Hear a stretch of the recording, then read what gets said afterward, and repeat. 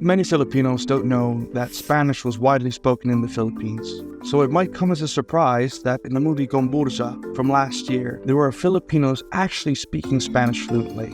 The period drama depicted the Spanish colonial times heading into February 1872. Was the use of the Spanish language mere cinematic license, or was this historical?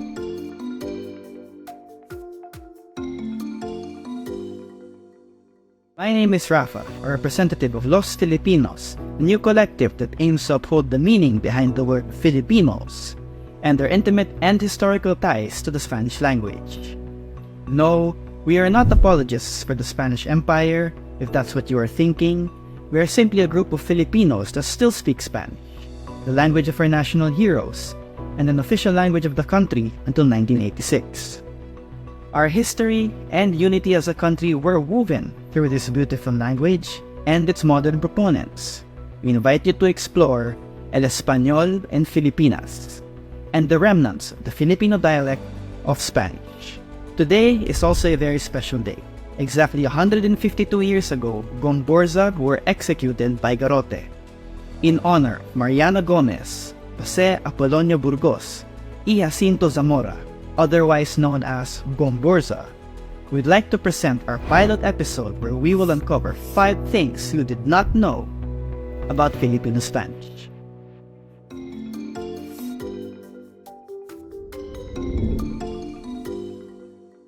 Filipinos may think that it was the Americans who introduced the first educational system in the Philippines. This could not be further from the truth. Educational institutions were established in the country shortly after the Spaniards arrived, such as Colegio de San Ildefonso, known as the University of San Carlos, in 1595, or Colegio de Nuestra Señora de Santísimo Rosario, now known as the University of Santo Tomas, in 1611. Many of these schools and universities were founded by religious orders. Regardless, a national public school system in the Philippines was introduced in 1863, just 6 years after it was decreed in Spain, the second country supposedly in the world to do so after France. Tuition was free and education was made available to children. This was the first in Asia at the time, when even the United States as a whole didn't have a public school system, although there were public schools in some states.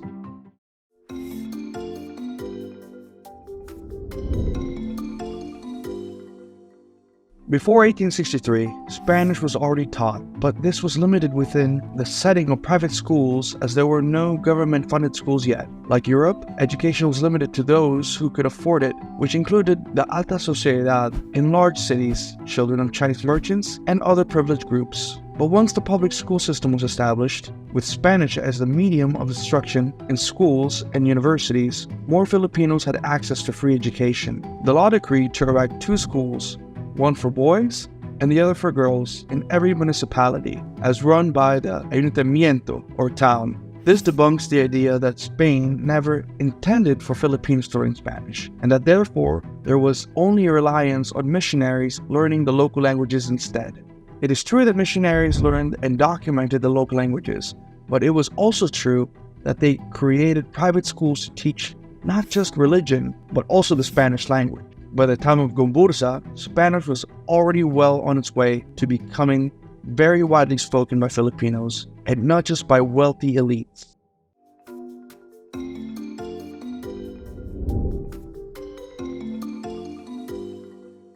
In the early Spanish period, the word Filipino was just a Spanish adjective that meant of or pertaining to the Philippine Islands. As a noun, this evolved to refer to a demographic of mestizos or Spaniard-born in the Philippines, known as insulares, who were generally discriminated against by the Spaniards born in Spain, known as peninsulares. This tension between the two led to the insulares increasingly using the term Filipino to refer to themselves in contrast to the Spaniards born in Spain. But in 1872, the execution of the 3 secular priests, Padre Gomez, Padre Burgos, and Padre Zamora, who were falsely accused of supporting the Cavite Mutiny of January 1872, crystallized the struggle for justice and equal rights for the local population in general, who eventually appropriated the Filipino to refer to themselves as a collective living in Filipinas. So according to this definition, Filipinos did speak Spanish, starting with the insulares such as Fray Burgos and expanding to the general population who were educated in Spanish, including both the graduates of the public school system and those of the private religious schools. It turns out that the movie GOMBURZA accurately depicts Filipinos, both the insulares and educated locals speaking Spanish. Remember that this happened after the Education Decree of 1863. So when the Americans came, the word Filipino had turned from a mere adjective to refer to anything from the Philippines to a noun with full patriotic significance.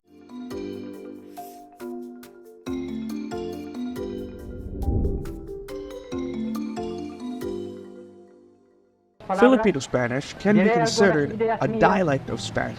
It follows Spanish grammar and lexicon, but often with local borrowings and exceptions to the rule, which can be considered as Filipinismo. Examples of Filipinismos include no más to mean solamente or only, calzado to mean shoes instead of footwear, pan de sal to mean a typical breakfast spread. Chabacano, on the other hand, aligns with local Filipino languages such as Bisaya and Tagalog in terms of grammar. It does borrow heavily from Spanish in terms of nouns and infinitives that it may be intelligible to a Spanish speaker.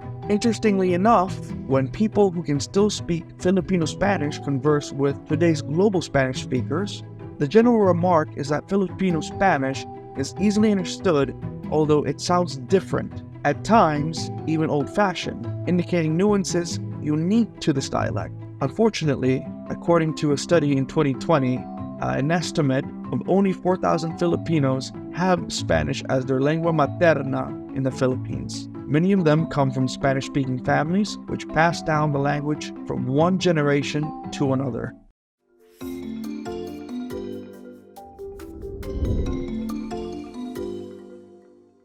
In 1930, before the Second World War, Manila, the capital of the Philippines, was said to be the ninth city with the most number of Spanish speakers, even beating Lima, Peru, Bogotá, Colombia, and Sevilla, España. This was a testament to the wide proliferation of the Spanish language despite the arrival of the Americans. It was during this period that the golden age of Spanish literature flourished. The Premio Joel, the oldest literary award in the Philippines, was founded by businessman and philanthropist Enrique Joel de Ayala in 1920. By an unfortunate turn of events, around 100,000 Spanish-speaking Filipinos were estimated to have perished during the Battle of Manila in 1945, casualties of the Japanese-American War. Many more fled the country and sought safe harbor in Spain, the United States, and other countries. Americans also established their own educational system and imposed the use of English over Spanish on Filipinos, a language switch that endures until today. At present, the Spanish language in the Philippines appears almost irrelevant to the average Filipino who has lost interest in a language that is spoken by roughly 0.5% of the population. However, it is experiencing a revival as many Filipinos today want to learn Spanish because they want to work in the BPO industry, where language specialization is a requirement, or because they have found themselves in countries where Spanish is widely spoken, including the United States, Latino America, and España. Given the sad state of the Spanish language in the Philippines, I feel like there is a need to showcase and preserve it, especially the dying Filipino Spanish dialect. I am one of the few Filipinos who still speak this dialect today, thanks in large part to my abuelos who taught me this beautiful language.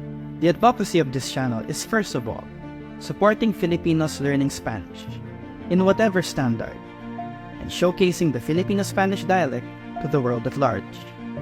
The GOMBURZA movie is an eye-opener for Filipinos who, inspired by the movie and Philippine history, may suddenly decide that Spanish is a language worth learning after all. Secondly, this channel is also about promoting activities and groups that showcase Filipinos using Spanish in real life, whether in their jobs, in their homes, in their cultural activities, etc. We shall be producing videos in Spanish, English, and Filipino. We would like these videos to be useful for Filipinos who are learning Spanish, and for the Spanish-speaking audience to know more about the Philippines and the Filipinos. Through these videos, we hope to define who we are. We hope to project a balanced view of us, the Austronesian, the Americanized, and the Hispanic in us. Viva Los Filipinos! Mabuhay ang mga Filipino! Happy viewing and see you again soon.